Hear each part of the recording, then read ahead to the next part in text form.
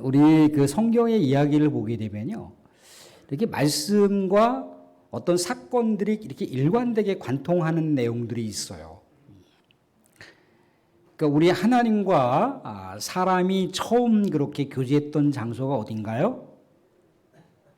에덴이라고 하는 장소죠. 에덴 동산이라고 하는 장소예요. 그게 하나님의 나라를 보여주는 대목이잖아요, 그죠?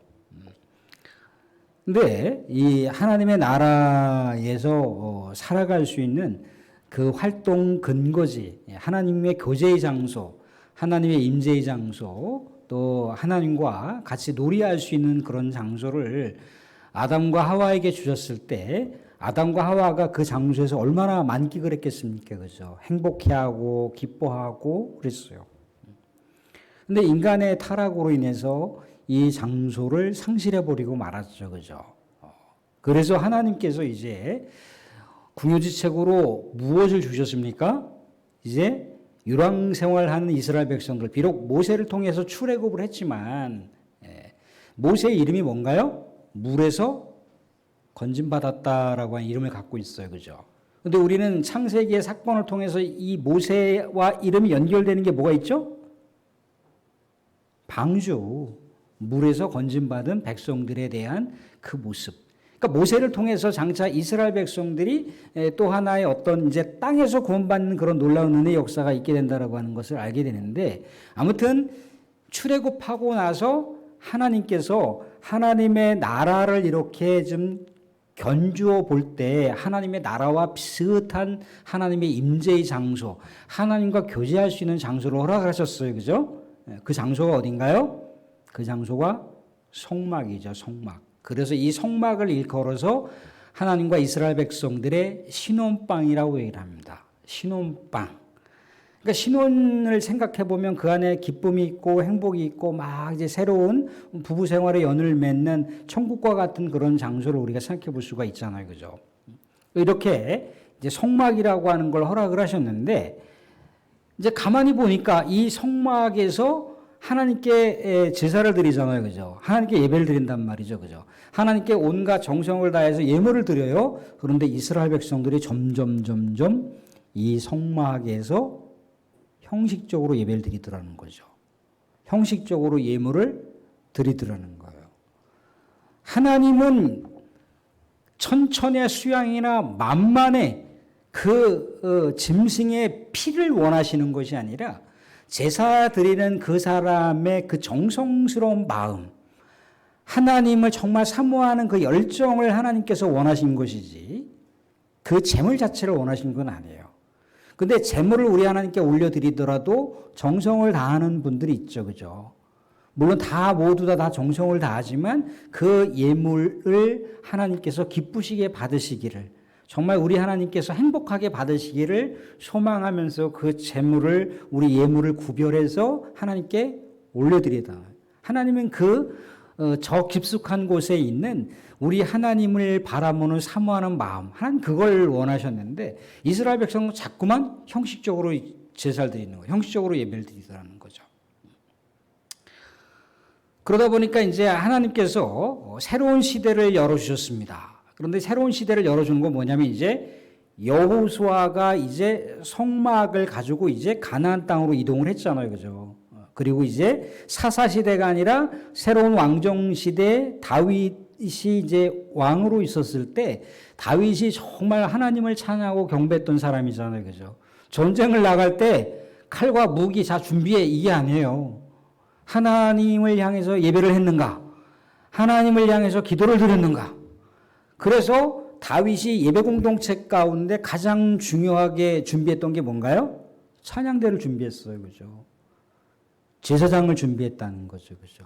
전쟁을 나갈 때나 하나님께 예배 드릴 때 가장 우선시했던 것이 영적 기백을 먼저 준비했던 거예요.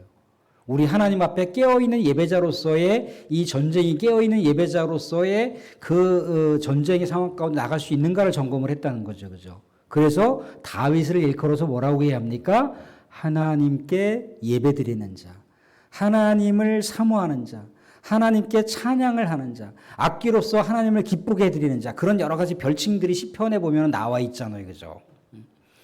다윗이 이제 사울로부터 도망을 치다가 이제 통일 왕국의 왕으로다가 이제 옹립이 됐습니다. 그래서 이제 화려한 이제 백향목 궁에서 이렇게 살고 있었죠. 그죠? 널찍한 이제 자신의 집에서, 대궐 같은 집에서 살고 있었는데, 비가 올 때 저쪽에 이제 짐승의 가죽으로 만들어 놓은 성막을 보니까 너무 마음이 아픈 거예요. 너무 마음이 아픈 거예요. 다윗이 그 정도로 하나님을 참 사랑했어요. 그죠? 그래서 다윗이 항상 보면은 이렇게 하나님의 성전이 아니에요. 시편에 보면은 하나님의 성전을 향해서 기도했던 내용들을 볼 수가 있어요. 다윗이 성전을 건립한 사람이 아니잖아요. 그죠? 근데 다윗의 마음 속에서는 하나님의 성전이 그려져 있었어요. 하나님의 그 성전이 자신의 마음 속에 청사진에서는 이미 다 그려져 있는 거예요. 그런데 하나님께서는 성전을 건립하게 됐을 때 뭐를 요구하셨느냐면 평화의 시대, 전쟁의 시대가 아니라 평화의 시대 성전이 건축되기를 바라셨다는 겁니다. 그래서 이스라엘 백성들이 그렇게 광야 노정의 삶을 살거나 사사시대 성막을 통해서 하나님께 나아갔던 이 놀라운 매개체가 나중에는 다윗이 그토록 열망했던 하나님께서 거하실 수 있는, 하나님께서 안식하실 수 있는 처소, 또 그 처소지만 하나님의 백성들이 우리 하나님을 마음껏 찬양하고 경배할 수 있는 성전, 또 이 성전 건축에 대한 사모하는 열정이 있었지만 너가 피가 너무나 많이 손에 묻어 있어서 너의 아들을 통해서 성전을 건축하게 하셨다는 거예요. 그래서 이 성전을 솔로몬이 건축을 했는데 이 성전도 역시 마찬가지로 우리가 알고 있는 대로다가 에덴 동산, 또 에덴 동산을 상징적으로 보여주고 있는 것이 성막, 이 성막을 이제 조금 더 구체적인 건물로서 지은 것이 성전이에요. 그런데 이 성전을 지을 때 솔로몬이 뭐라고 얘기를 했느냐면 이렇게 얘기를 하더라는 거죠. 오늘 말씀 가운데도 그런 내용을 볼 수가 있습니다. 어떤 내용을 볼 수가 있느냐면 47절 보시면 47절 48절 보시면 이렇게 나와 있습니다. 솔로몬이 그를 위하여 집을 지었느니라. 48절 그러나 지극히 높으신 이는 손으로 지은 곳에 계시지 아니하시나니 선지자가 말한 바. 49절을 같이 한번 읽어볼게요. 49절 50절 같이 한번 읽어볼게요. 같이 시작. 주께서 이르시되 하늘은 나의 보좌요 땅은 나의 발등상이니 너희가 나를 위하여 무슨 집을 짓겠으며 나의 안식할 처소가 어디 있느냐 이 모든 것이 다 내 손으로 지은 것이 아니냐 함과 같으니라. 솔로몬이 하나님께 성전을 건축할 때 뭐라고 얘기한 거냐면 하나님, 우주 만물을 창조하신 하나님을 감히 성전을 건축해서 이 성전에 거하실 수 있도록 한다라고 하는 것이 가당키나 하겠습니까? 하나님은 성전에 가두실 수 있는 분이 아님을 고백합니다 라고 그렇게 하고 있는 거예요. 솔로몬의 그 고백을 하나님께서 인정해 주시는 거죠. 근데 솔로몬이 이 성전을 건축했던 곳이 어디냐면 아브라함이 이삭을 번제물로 바쳤던 모리아산이라는 거예요. 모리아산. 모리아라고 하는 것은요, 하나님이 거기 계시다라는 거예요. 거기 계시다. 자, 에덴 동산의 진정한 깊은 의미도 하나님이 거기 계시다예요. 성막도 진정한 의미가 뭔가요? 하나님이 거기 계시다. 하나님의 성전 건축도 뭐라고요? 하나님이 거기 성전에 계시다. 하나님이 거기 계시다라고 하는 것이 성전이에요. 그렇기 때문에 성전에 계시는 그 하나님의 임재의식을 가지고 하나님 백성들이 나아가는 거죠. 근데 이 성전에서 시간이 또 흘러 이 성전이 또 세 번씩 건축이 되잖아요. 그죠? 솔로몬 성전, 스룹바벨 성전, 나중에 헤롯이 또 성전을 건축합니다. 세 번이나 이 성전 건축을 했는데 이 성전 건축 가운데도 하나님을 진정으로 사모하는 백성들을 찾기가 어려운 거예요. 너무나 형식적으로. 예수님 시대의 제사장들이 너무나 형식적으로, 예수님 시대 종교 지도자들이 너무나 형식적으로 성전을 바라보는 거예요. 그래서 진짜 마음과 정성을 다해서 예물을 준비해서 온 사람들이 예물을 갖고 오잖아요. 아, 이거 흠집, 저거 흠집, 이거 퇴짜. 이래버린다는 거죠. 갖고 가봐야 소용이 없어요. 그죠? 그래서 이 제사장들이 합격을 해줘야 되는 거예요. 이 당시에 종교 지도자들이 합격을 해줘야만 가능한 겁니다. 그러니까 합격을 해줘야만 가능한 건데 이 종교 지도자들이 그 당시에 짐승을 팔고 다니는 사람들하고 거래를 하는 거예요. 내가 이렇게 뒷배를 봐줄 테니까 너네들이 이렇게 좀 뭔가 시세보다는 한 2배 정도 더 받고 거기서 한 5% 정도를 나한테 줘. 뭐 이런 식으로 했단 말이죠. 그죠? 근데 진짜 하나님께 예배 드리러 오는 사람들을 차단하고 봉쇄해버리는 거예요. 하나님이 거기 계신 그 장소가 그렇게 하나님의 종교 지도자들에 의해서 다 망가지는 거예요. 그래서 예수님께서 그 성전에 막 장사하는 사람들 막 내쫓고 그런 장면 있잖아요. 그죠? 내 아버지의 집을 뭘로 만들지 말라?